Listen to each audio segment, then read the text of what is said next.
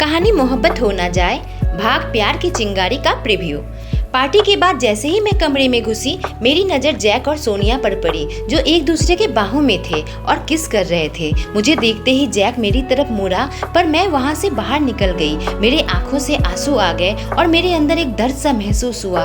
मुझे वह दिन याद आ गया जब जैक मेरी इल्लीगल फाइट देखने के बाद इमोशंस में बह गया था और एक मोड़ पर मुझे अपनी बाहों में ले लिया था। उसकी सांसें बहुत तेज चल रही थी, दिल तेजी से धड़क रहा था और अपना हाथ मेरी पीठ पर फेरते हुए मेरे कमर तक ले गया। फिर मेरे बालों को सहलाता हुआ कहा, ऐना तुम मेरी हो। अगर जैक और सोनिया एक साथ है तो मेरे साथ क्या जैक टाइम पास करता है? जब मेरी तरफ देखता है तो मुझे उसकी आंखों में मेरे लिए बस प्यार ही नजर आता है। मेरी बहुत ज्यादा केयर करता है। फिर सोनिया के साथ कमरे में क्या कर रहा है? मेरा नाम है ऐना।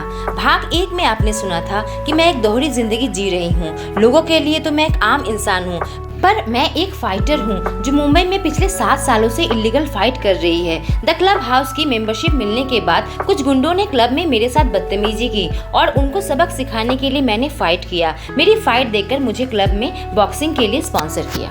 भाग प्यार की चिंगारी। मैं फिर उस रात की यादों में खो गई। जैक ने कहा, नेक्स्ट मंथ हम लंदन जा रहे हैं, तुम्हारी वहाँ फाइट है। मैं आज से पहले मुंबई से बाहर कभी नहीं गई। मैंने जैक से पूछा, क्या तुम भी मेरे साथ चल रहे हो?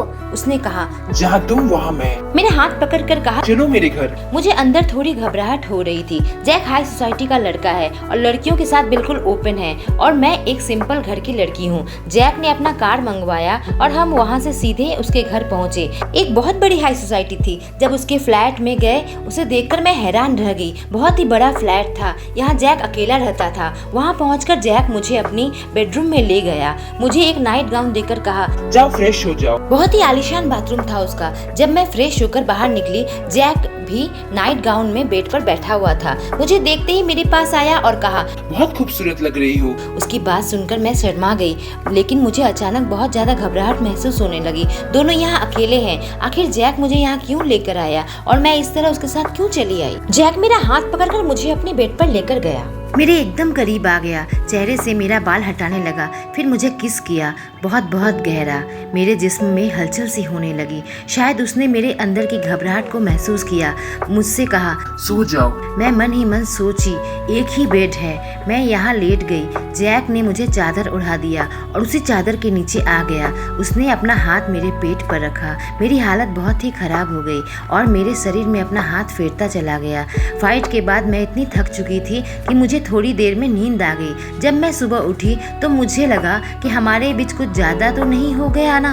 मैंने जैक को उठाया और पूछा, कल रात कुछ ऐसा वैसा तो? जैक मुझे देखकर मुस्कुराने लगा। उसने कहा, तुम्हें कुछ याद नहीं? बहुत ही अच्छी रात बीती। मैं गुस्से से आंखें छोटी करके उसकी तरफ देखा तो उसने बोला, हमेशा आँख छोटी क्यों कर लेती हो? तुम जैसा सोच रही हो ऐसा कुछ भी नहीं हुआ, पर फिर भी तुम मेरे इतने पास थी। मेरी जिंदगी की यह एक यादगार रात बनकर रहेगी। मैंने कहा, मैं कोई स्पेशल नहीं हूँ। तुम हमेशा स्पेशल लड़की के साथ घूमते रहते हो और मैं एक बहुत ही आम घर की लड़की हूँ। उसने कहा, मैं जितनी भी लड़कियों के साथ घूमता हूँ उनमें से कोई भी तुम्हारी तरह फाइट नहीं कर सकती।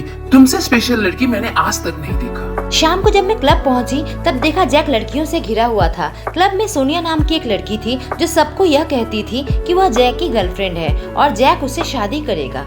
लड़कियों से फ्लर्टिंग के मामले में जैक नंबर 1 पर था। मुझे देखते ही जैक लड़कियों से दूर मेरे पास आया और कहा, कोच ने तुम्हारे लिए नई शेड्यूल बनाई है और तुम्हें लंदन के लिए तैयार होना होगा। हम तुम्हारे साथ एक कॉन्ट्रैक्ट बनाएंगे, अपनी फाइट के लिए पैसे भी मिलेंगे। जैक ने मेरे साथ कॉन्ट्रैक्ट तो बनाया, पर क्लब के फाइट से कहीं ज्यादा पैसा मैं इलीगल फाइट से कमाती थी। पर हाँ, अपनी जान का खतरा हमेशा बना रहता था। फाइट में कई बार लोगों की जान जाती है। देखते ही देखते 1 महीना बीत गया और मैं, कोच, जैक और कुछ सपोर्ट स्टाफ लंदन पहुंच गए। वहां होटल पहुंचकर जैक और मुझे एक ही कमरे में रहना था। हम एक ही कमरे में पूरे टूर्नामेंट में? मुझे लगा जैक ने जानबूझकर ही एक कमरा रखा है हमारे लिए। अपने देश से इतनी दूर, अपनी फीमेल फ्रेंड से इतनी दूर, वह मेरे करीब आना चाहता है। रूम में आते ही उसका बिल्कुल अलग चेहरा नजर आया। ऐसा लगा वह मुझे पाना चाहता है। वह हमारे बीच की हर दीवार को तोड़ना चाहता है। कभी कभी वो मेरे बहुत करीब आ जाता और मुझे लगता है कि उसे मुझसे प्यार हो गया है, पर शायद वो प्यार नहीं हवस था।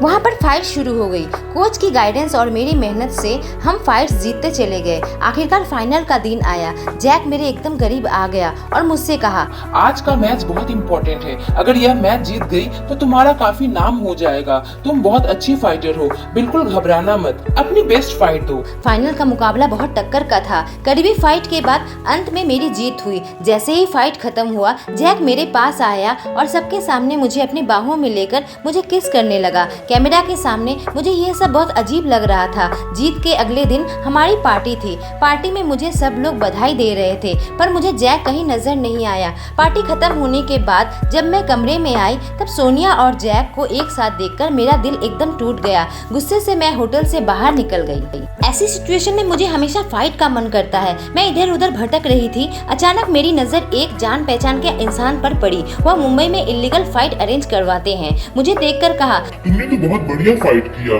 तो तुम क्या इलीगल फाइट छोड़ दोगी? मैंने कहा, मैं अभी इतने गुस्से में हूँ कि मुझे अभी फाइट करने का मन कर रहा है। उसने कहा, लंदन में मैं ऐसी जगह जानता हूँ जहाँ इस तरह की फाइट होती है। मैंने कहा, तो मुझे ले चलो, मैं फाइट करूँगी। वह मुझे एक ऐसी जगह ले गया जहाँ फाइट चल रही थी। मैंने अपना नाम दिया। कुछ लोगों ने मुझे पहचान लिया क्योंकि मैं अभी अभी चैंपियनशिप जीती थी। दर्शक मुझे देखकर एक्साइटेड हो गए, लेकिन मेरी आंखों के सामने बार बार वही दृश्य आ रहा था। जैक और सोनिया एक दूसरे के बाहों में किस कर रहे थे।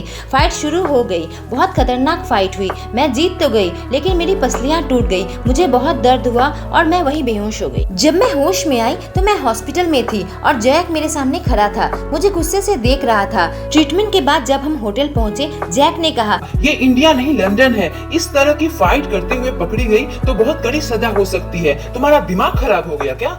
वह तो अच्छा हुआ मैं तुम्हारे पीछे पीछे गया। तुम यहाँ आज सेफ हो। मैंने कहा, मेरी यह फाइट की वजह भी तुम ही हो। तुमने मुझे जो दर्द दिया उसे दूर करने के लिए मैं फाइट करने गई थी।